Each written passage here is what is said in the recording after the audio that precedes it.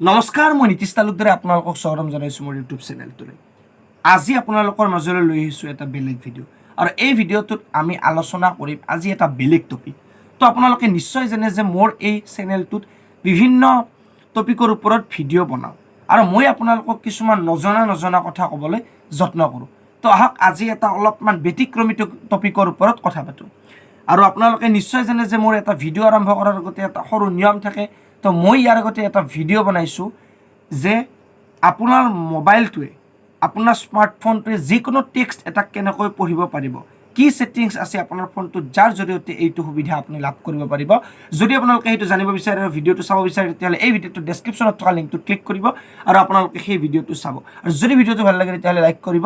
তো আহক আজি এই ভিডিঅ'টো আমি আৰম্ভ কৰোঁ। চাওক, আপোনালোকে নিশ্চয় থাম্বনেইলত গম পাইছে এইটো এটা সম্পূৰ্ণ ব্যতিক্ৰমী ভিডিঅ'। মই কৈছোঁ চাইকেল আৰু ইকনমিৰ ৰিলেশ্যন আছে। চাওক, চাইকেল আৰু ইকনমি, এখন চাইকেলে আমাৰ ইকনমি অৰ্থাৎ আমাৰ অৰ্থনীতি ব্যৱস্থাটোত কেনেকুৱাকৈ প্ৰভাৱ পেলাব পাৰে। চাওক, এতিয়া কৈ আছে যে আমাৰ গাড়ী মটৰ বেছি হৈছে, আমাৰ গাড়ী মটৰ বেছি হোৱাৰ কাৰণে প্ৰদূষণ বাঢ়িছে, আমাৰ শব্দ প্ৰদূষণ হৈছে বা যান জঁটৰ হৈছে, যাৰ ফলত আমি বৰ্তমান চাইকেলৰ ব্যৱহাৰটো অলপ বঢ়াই দিছোঁ। এতিয়া চাইকেল ৰাইড কৰে বা শৰীৰৰ কাৰণেও চাইকেল চলোৱাটো ভাল।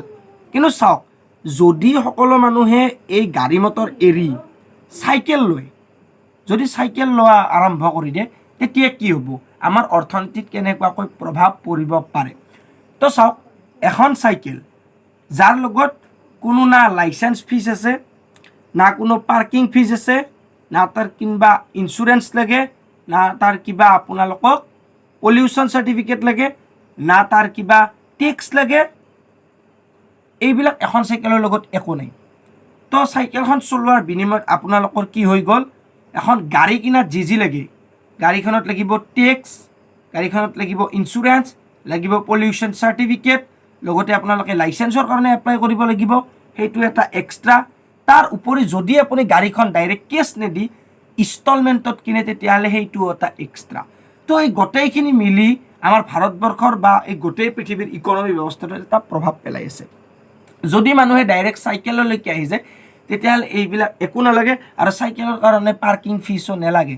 আপোনালোকে নিশ্চয় ক'ৰবাত দেখিছে যে পাৰ্কিং জ'ন আছে, ন' পাৰ্কিং আৰু ন' পাৰ্কিং, তাত পাৰ্ক কৰিব নোৱাৰে, তাৰ সন্মুখেদিয়ে পাৰ্কিং জ'ন বুলি আছে বা কাষত পাৰ্কিং জ'ন আছে। কিন্তু চাইকেলৰ ক্ষেত্ৰততো তেনেকুৱা নহয়। চাইকেল য'তে হ'লেও পাৰ্কিং কৰিব পাৰে, আপোনালোকে য'তে হ'লেও ৰাখি থৈ দিব পাৰে, একো প্ৰব্লেম নাই। দ্বিতীয় কথা, চাইকেল আপুনি যেতিয়াৰ পৰা আৰু যলৈকে ইচ্ছা তলৈকে চলাব পাৰে। এতিয়া আমাৰ গাড়ীটো তেনেকুৱা নহয়।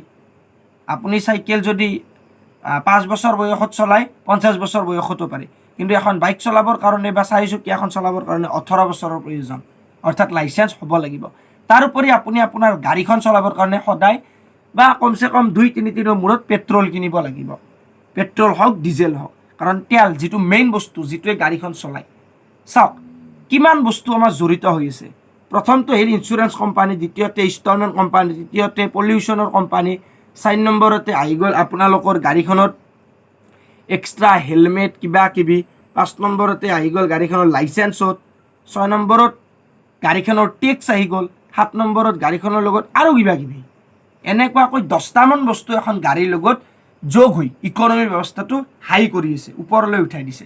তো চাইকেললৈকে আহি গ'লে এই বস্তুটো নামি যাব। চাওক, এটা কথা মই আৰু কৈ দিওঁ, আপোনালোকে এইটো হয়তো মানে কি সঠিকভাৱে ল'ব নোৱাৰিব। ময়ো এইটো কথা মানে ক'বলৈ দুখ লাগিছে, বা এইটো সঁচাকৈ যদিও এটা নিগেটিভ পইণ্ট, তথাপিও মই ইয়াত পজিটিভলি আনিবলৈ চেষ্টা কৰিছোঁ। যদি সকলো মানুহে গাড়ী বাইক চলোৱা একেবাৰে এৰি দিয়ে, 4চকীয়া বাহন 2চকীয়া বাহন এৰি দিয়ে, যদি চাইকেলত ধৰে, তেতিয়াহ'লে এই বৰ্তমান যিমান এক্সিডেণ্ট হৈ আছে তাৰে বহুত শতাংশ এক্সিডেণ্ট কমি যাব, আৰু এক্সিডেণ্ট বোলা শব্দটো একেবাৰে নোহোৱা হৈ যাব। যাৰ ফলত আমাৰ ভাৰতবৰ্ষত ফাৰ্মাচীয়ে হওক বা ডক্তৰে হওক, তেওঁলোকৰ পেচাত, তেওঁলোকৰ বৃত্তিত এটা আঘাত পৰিব। চাওক, আপোনালোকে নিশ্চয় জানে যে কিমান এক্সিডেণ্ট হয়। এইটো এটা আমাৰ কাৰণে বেয়া কথা, এটা বেয়া খবৰ, আৰু ইয়াৰ ফলত কিমান মানুহ ইনজুৰি হয়, কিমান মানুহ ক্ষতি হয়, আৰু তাক ৰিকভাৰ কৰে, তাক ঠিক কৰে ডক্তৰবিলাকে ফাৰ্মাচীৰ পৰা ঔষধ আনে। তো যদি চাইকেলে লয়, এক্সিডেণ্ট একেবাৰে জিৰ' হৈ যাব।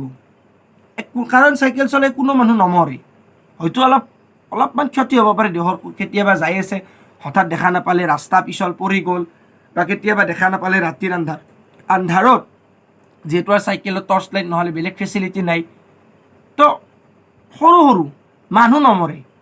বাইকত হওক, চাৰিচকীয়া বাহনত হওক, ট্ৰাক বাছত যেনেকুৱাকৈ হয় তেনেকুৱা নহয়। তো এইটোৱে আছিল কথা। তাৰোপৰি আপোনালোকক মই আৰু সৰু কথা কেইটামান জনাওঁ। এখন মিঠাইৰ দোকানে এজন ডক্তৰক 4জন পেচেণ্ট দিব পাৰে। অৰ্থাৎ মিঠাই বেছিকৈ খোৱাৰ ফলত 4জন ৰোগী ওলাব পাৰে, যাৰ ফলত ডক্তৰে সেই 4জনক চিকিৎসা কৰিব লাগে। তো এনেকুৱা কিছুমান সৰু ইনফৰমেশ্যন আছে যিবিলাক মানে চালে আমি এনেকুৱাকৈ গম পাম যে এখন ইকনমি গঢ়ি তুলিবলৈ, এখন ভাল ইকনমি গঢ়ি তুলিবলৈ বহুত বস্তুৰ প্ৰয়োজন। মই ক'লোৱে যদি চাইকেললৈকে কনভাৰ্ট হয় আমাৰ পৰিৱেশ ভাল হ'ব, আমাৰ মানুহৰ জীৱন দীৰ্ঘময় হ'ব, কাৰণ চাইকেল চলালে এক্সাৰচাইজ হয়, বেমাৰ কমিব। কিন্তু আপোনালোকে ভাবি চাওক এইবিলাকৰ ফলত আৰু কিমান লষ্ট আছে। আৰু চাইকেল চলালে আমাৰ লিমিটেশ্যনছ আছে কিছুমান, যে আমি বহুত দূৰ যাব নোৱাৰিম। আমি বহুত দূৰ যদি চাইকেল মাৰোঁ তেতিয়াহ'লে এটাতো লিমিট থাকে ন। আমি ডেইলি যদি আমি 5 কিলোমিটাৰ চাইকেল মাৰোঁ ঠিক আছে, যদি আমি 20 কিলোমিটাৰকৈ মাৰিব যাওঁ আমাৰ দেহাটোৰ ক্ষতি আছে। তো বৰ্তমান যেনেকুৱা চলি আছে এনেকুৱাটোৱে ঠিক, ইয়াতকৈ বেছি হ'ব নালাগে, কাৰণ যান জঁটৰ ইতিমধ্যে বহুত বেছি হৈছে। ইয়াতকৈ বেছি হোৱাটো আমাৰ প্ৰকৃতিৰ কাৰণে এটা বেয়া খবৰ হ'ব। বৰ্তমান যিমান আছে বৰ্তমানো বেছিয়ে হয়, কিন্তু ঠিক আছে বৰ্তমান ঠিক আছে, ইয়াত পৰা বেছিও নালাগে। আৰু আমাক এনেকুৱাও নালাগে যে অকল চাইকেলেই হওক, আমাক এনেকুৱা নালাগে যে অকল বাইকেই হওক, মটৰ গাড়ীয়ে হওক, চাইকেলো লাগিব, বাইকো লাগিব। তো এইটোৱে আছিল সৰু ইনফৰমেশ্যন। যদি ভিডিঅ'টো ভাল পালে তেতিয়াহ'লে লাইক কৰিব, শ্বেয়াৰ কৰিব, আৰু মোৰ এনেকুৱা ভিডিঅ' পাবলৈ চেনেলটো ছাবস্ক্ৰাইব কৰিব। তো আজিলৈ ইমানেই, ধন্যবাদ।